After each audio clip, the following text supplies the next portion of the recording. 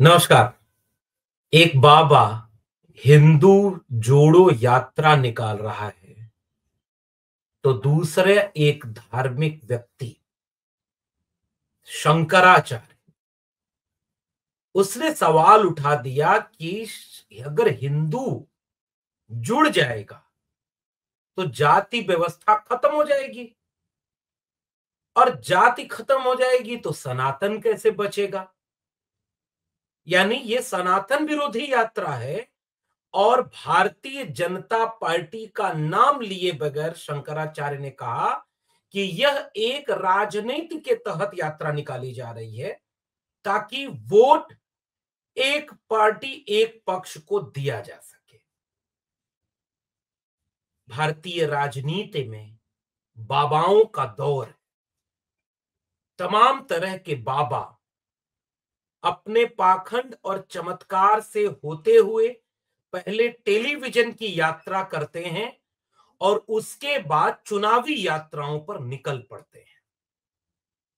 राजनीति में जब से जाति जनगणना एक केंद्रीय विमर्श बन गया है, इस देश की रहने वाली जातियां जब ये सवाल पूछने लगी कि हक, हिस्सा, शिक्षा, रोजगार, धन, संपत्ति, जमीन का मालिकाना हक देश चलाने में वे आजादी के 75 साल बाद भी क्यों नहीं हैं, तो अचानक से हिंदू खतरे में हो गया।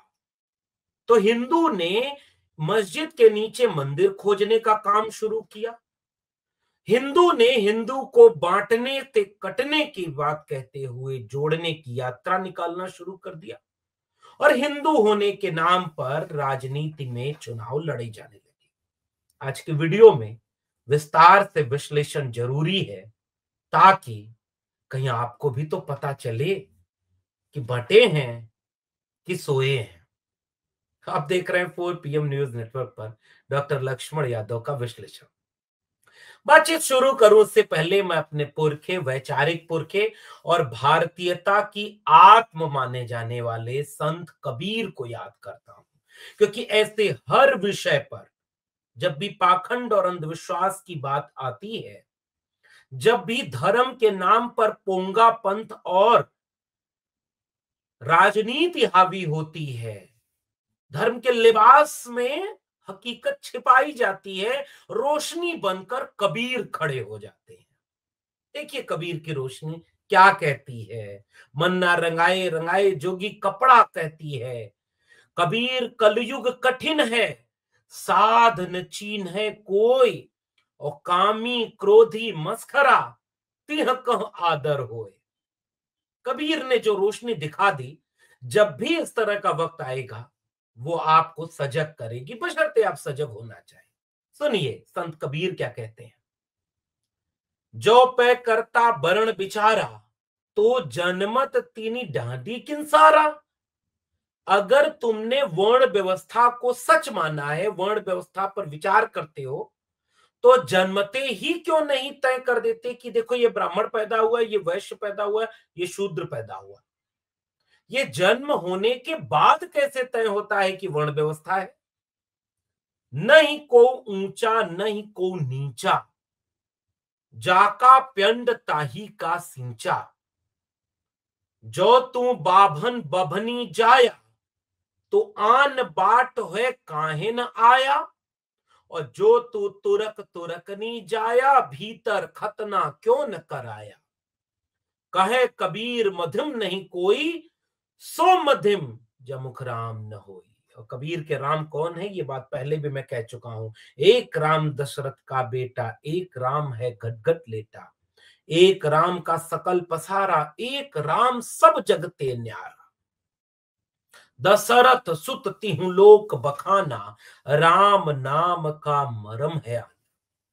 कबीर कह रहे हैं अल्लाह एक नूर उपनाया, ताकि कैसी निंदा।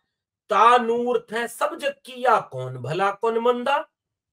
एक बूंद एक मल मूत्र, एक चाम एक गूंदा। एक ज्योत ते सब उत्पन्ना, कौन बाभन कौन सूदा। इस देश में anti caste movement Tathagata Buddha से शुरू हुआ, मक्खलपुत्र गोशाल के आजीवक से शुरू हुआ। और जब भक्ति आंदोलन, संत आंदोलन का दौर आया, चाहे वो सिद्धनाथ के रूप में छठी, सातवीं, आठवीं शताब्दी में आया, अलवार, नैनार, सिद्धनाथ, या 12वीं 13वीं शताब्दी के बाद संत आंदोलन के रूप में खड़ा हुआ। संत कबीर, संत रैदास, जात जस केलन के पात पात में पात, तस मानुष के जात जात में जात, रविदास मानुष न जुड़े जब तक जात न जात। एंटी कास्ट मूवमेंट, जाति खत्म करो। कबीर क्या लिख रहे हैं? एक चाम एक मन मूतर, एक चाम एक गुदा, और एक बूंद तक सब उत्पन्न, कौन बाभन कौन सूदा। गुरु घासीदास लिखते हैं कि मनखे एक समाना, मनुष्य मनुष्य बराबर होता है, जाति पात को खत्म करो। दक्षिण भारत में नायकर, ईवी रामासामी, नारायण गुरु, बसवन्ना, चोखा मेला, अयंकाली, बाद में चलकर के ज्योतिबा फूले, छत्रपति शाहू जी, डॉक्टर भीमराव अंबेडकर, डॉक्टर राम मनोहर लोहिया की किताब आपको जरूर पढ़नी चाहिए, हिंदू बनाम हिंदू। पाखंडी हिंदू और जो इस परंपरा वाले हिंदू, हजारों साल की जो जाति व्यवस्था को खत्म करना चाहते हैं, उन सारी चीजों को पिरोकर बना भारत का संविधान। और संविधान ये कहता है कि वोट डालने के समय कोई जात पात नहीं होगी, एक व्यक्ति एक वोट, एक वोट की एक कीमत। संविधान कहता है कि सब बराबर, कोई ब्राह्मण है तो विशेष सम्मान पाएगा, दलित है तो अछूत रहेगा। यह संविधान नहीं मानता, इसका विरोध करता है। आप अछूत कह सकते हैं नहीं, गाली दे नहीं सकते, कानून बने। और सपना देखा गया कि संविधान का भारत बनेगा जिसमें सब बराबर हो। और बाबा बागेश्वर जब कथा कहने निकल रहा है तो कह रहा है कि हिंदू राष्ट्र बनेगा। सवाल नंबर 1, क्या हिंदू राष्ट्र की बात करना भारत के संविधान के अनुकूल है? इसमें खुली बहस अब होने की जरूरत है। मैं तो चाहता हूं कि कोई यह बात की याचिका लेकर सुप्रीम कोर्ट चला जाए, हाई कोर्ट चला जाए, हो सकता है जिला कोर्ट चला जाए, क्योंकि आजकल जिला कोर्ट बहुत जल्दी 2 घंटे में फैसला दे देती है कि मस्जिद के नीचे मंदिर, अच्छा सर्वे करना, जाओ तुरंत करो 2 घंटे में। एक याचिका कोई इस बात की लेके जाए कि हिंदू राष्ट्र के नाम पर रैली निकालना, भाषण देना, हजारों लोगों को इकट्ठा करना और कहना कि अब तब तक हम नहीं रुकेंगे जब तक इस देश को हिंदू राष्ट्र नहीं बना देंगे। एक याचिका इस पर हो कि क्या हिंदू राष्ट्र की बात करना संविधान सम्मत है, और अगर संविधान में लिखा है कि यह हिंदू राष्ट्र बन सकता है तो फिर सारे लोग हिंदू राष्ट्र बना दो, घोषित करो। और अगर यह संविधान विरोधी है तो भारत के प्रधानमंत्री, भारत के गृह मंत्री, इन दोनों से सीधा सवाल मेरा है कि ये बाबा संविधान विरोधी बात कहते हुए कैसे घूम रहा है, इसको कौन प्रश्रय दे रहा है। हम जानते हैं कि इस बाबा की कथाओं में जो पाखंड और अंधविश्वास है, उसने इस देश के तर्क, विवेक और मेधा को खत्म कर दिया। अब एक भीड़ बन गई। अच्छा, अब भारत में भी हिंदू की बात नहीं होगी तो पाकिस्तान में होगी। बार बार पाकिस्तान की याद करते हैं, जबकि उन्हें पता है कि वो धर्म के नाम पर राष्ट्र बना और बर्बाद हो गया। भारत धार्मिक राष्ट्र नहीं है। संविधान का 75 साल पूरा हो रहा है। संविधान सभा की डिबेट में यह तय हुआ था कि हम एक धर्म निरपेक्ष राष्ट्र रहेंगे, राष्ट्र का कोई धर्म नहीं होगा, राष्ट्र धर्म निरपेक्ष होगा, सभी धर्मों का सम्मान करेगा और नास्तिकों का भी सम्मान करेगा, सब अपना अपना माने, उपासना की स्वतंत्रता देता है, झगड़ा और दंगे की नहीं। तो बताएं गृह मंत्री अमित शाह और प्रधानमंत्री नरेंद्र मोदी कि हिंदू राष्ट्र की बात संविधान सम्मत है, और अगर ये संविधान विरोधी है तो इस बाबा पर क्यों ऐसी चीजों को आगे बढ़ाने के लिए यात्रा निकालने दिया जा रहा है। बटोगे तो कटोगे। सवाल नंबर 2, एक शंकराचार्य ने कह दिया कि ये जो बाबा घूम घूम के कह रहा है कि जात पात की करो विदाई, हिंदू हिंदू भाई भाई, तो इसका मतलब जाति खत्म हो जाएगी, और जाति खत्म हो जाएगी तो सनातन खत्म हो जाएगा, क्योंकि सनातन की पहचान ही जाति से है। हमें कहने की जरूरत नहीं, एक बाबा ने दूसरे बाबा की पोल खोल दी, और मैं इन दोनों की खोलना चाहता हूं। मैं इन दोनों की खोलना चाहता हूं और मैं चाहता हूं कि इस बात की विमर्श हो। शंकराचार्य ने बागेश्वर बाबा की यात्रा पर सवाल पूछते हुए कहा कि अगर जातियां खत्म हो गई तो सनातन कैसे बचेगा। अब बागेश्वर को इसका जवाब देना चाहिए। हम लोग तो जवाब देते ही रहते हैं। अभी मैं आखिर में कुछ अपना जवाब दूंगा भी। लेकिन अगर जातियां हैं तो सनातन है, जाति नहीं रहेगी तो सनातन नहीं रहेगा। क्योंकि जाति देखकर शादी होती है, जाति देखकर रीति रिवाज होती है। कोई नाम पूछता है कि क्या नाम है तो कहते हैं फला। अगर कोई आपसे कहे कि आप शादी करेंगे, हम हिंदू हैं, तो हिंदू हिंदू शादी कर लोगे। एक व्यक्ति ने ये बात कह दी ट्विटर पर कि लोटन राम निषाद नाम है उनका, कि अभी बागेश्वर धाम के भी धीरेन्द्र शास्त्री ने शादी नहीं की है, क्यों नहीं अपनी शादी किसी दलित घर में कर लें, जाति टूटेगी।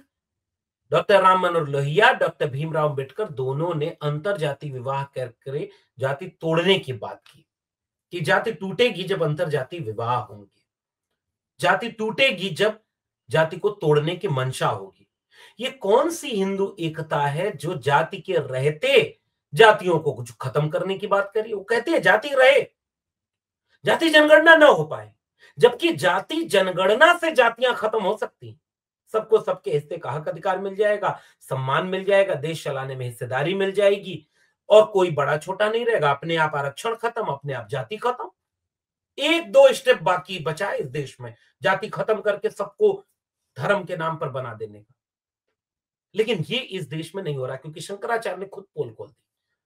और शंकराचार्य भी कोई बहुत वो नहीं है कि जो जाति खत्म करना चाहते, वो भी जाति बचाने के लिए बागेश्वर के ऊपर सवाल करते हुए कह रहे हैं कि ये भाजपा और आरएसएस के लिए पॉलिटिकल काम कर रहे हैं। ये असली राजनीति। इसीलिए कभी मस्जिद के नीचे से मंदिर, कभी मंदिर के नीचे से। ये विमर्श इस देश में संविधान सम्मत है क्या? संविधान सवाल पूछता है। ये धर्म नहीं है, ये भक्ति नहीं है। चिमटी के पग नेउर बाजे सो भी साहब लगता है, अंदर तेरे कपट करदनी सो भी साहब दिखता है। कबीर कह गए ये छल कपट प्रपंच वाले बाबा बन गए। एक ने बाबा में खड़ा होकर के कहा कि गुरुदेव मेरे चरणों में आपका कोटि कोटि प्रणाम। मस्खरापन रील्स में चल रहा है, केवल मस्खरापन, चमत्कार के नाम पर पाखंड। एक पत्रकार जो बाद में फेसबुक पर पता चला कि उसकी सारी सूचनाएं पहले से थीं और नागपुर में जब ये बाबा बागेश्वर गया और सवाल पूछा गया कि तुम चमत्कार नहीं करते बाबा, सिद्ध करके दिखाओ, तो बाबा फरार। फिर बाबा ने रायपुर में एक प्रायोजित तरीके से पत्रकार को मंच पर बुलाया। फला नाम जिसके चाचा का है वो आ जाए, तुम्हारे चाचा ने एक घर खरीदा, तुम्हारे बच्ची का नाम ये है, अगर ऐसा है तो आज के बाद पाखंडी कहना बंद कर देना। बाद में लोगों ने सोशल मीडिया पर पूरा दिखा दिया कि भाई ये तो उसके फेसबुक प्रोफाइल से जुड़े हुई सूचनाएं निकल गई। एक माइंड रीडर है सुहानी, उसने माइंड रीड करके बताया। इस देश में बहुत दिनों से जादू टोना चमत्कार चलता रहा। मेरे गांव में एक बार जादू दिखाने वाला आया और मिट्टी थोड़ी सी हाथ में लिया और ऐसे मंत्र फूंक के उसका सिक्का बना दिया और जाते जाते फिर सबसे चमत्कार के नाम पर पैसा ऐंठने लगा। मेरे पिताजी ने कहा जब तुझे मिट्टी से पैसा बनाना आता ही है तो चल बैठ, ये ले मिट्टी, अपना पैसा बना, आधा तू रख लियो, आधा मैं, भीख मांगने की जरूरत नहीं पड़ेगी। मदारी झोला लेकर भाग गया। समझदार को इशारा काफी। पाखंड और अंधविश्वास फैलाते फैलाते पहले वो आपके अशिक्षा का फायदा उठाते हैं, बेरोजगारी का फायदा उठाते हैं, आपके घर में बीमार कोई है, मजबूर ही है, लाचारी है, विवेकहीनता है और परेशान है, तो आपको कोई सहारा चाहिए। इसीलिए इन बाबाओं के यहां आप देखेंगे अप्रत्याशित भीड़ है। इस भीड़ का क्या गुनाह है? क्योंकि इस भीड़ को जिस सरकार को चुन करके ये देना था कि उसको शिक्षा मिले, उसको रोजगार मिले, पढ़ाई कमाई दवाई मिले, वो उसे सरकारें दे नहीं रही। शिक्षा महंगी हो गई, हाथ से दूर हो गई, अस्पतालों में दवाई नहीं है, मनुष्य परेशान है। वो किसी चमत्कारी बाबा के यहां जाकर के हवा में कैंची चलवा के ऑपरेशन पथरी का करवा ले रहा है, मंत्र फुकवा दे रहा है, चमत्कार दिखवा रहा है और कथा सुन करके तृप्त होकर के चला जा रहा है। लाइव टेलीविजन इन चीजों को प्रायोजित करके पूरे देश में प्रचार कर रहा है। चुनाव करीब आते आते इन सारे बाबाओं के यहाँ भाजपा और आरएसएस और उनके समर्थक दल शरण लगाकर दंडवत हो जाते हैं। इससे ये तय हो जाता है कि ये सारे लोग एक पार्टी, एक विचारधारा के लिए राजनीति कर रहे हैं। छत्तीसगढ़ का एक व्यक्ति यह कहते हुए सुना गया कि हमें भारत का संविधान बदलना है और इस देश को हिंदू राष्ट्र बनाना है। इसलिए यह जो यात्रा चल रही है इसका राजनीति है, सीधा सीधा मकसद। हिंदू न सोया था, हिंदू न जगा है। हिंदू जागेगा तो पूछेगा कि पेट्रोल 100 रुपया हिंदू को क्यों मिल रहा, डीजल 100 रुपया 95 रुपया क्यों मिल रहा। हिंदू जागेगा तो पूछेगा कि 1000 रुपए की एलपीजी आपने कहा था 500 करेंगे, फिर नहीं करेंगे। हिंदू जागेगा तो पूछेगा कि रुपए की कीमत डॉलर की तुलना में इतनी क्यों गिर गई। हिंदू जागेगा तो पूछेगा कि मेरे बच्चों की शिक्षा आपने बेच क्यों दी, अब फीस 4 गुना 5 गुना महंगी क्यों हो गई और मेरी कमाई महंगी क्यों नहीं हुई, कमाई बढ़ी क्यों नहीं। हिंदू जागेगा तो पूछेगा कि किसानों की आय दुगनी क्यों नहीं हुई।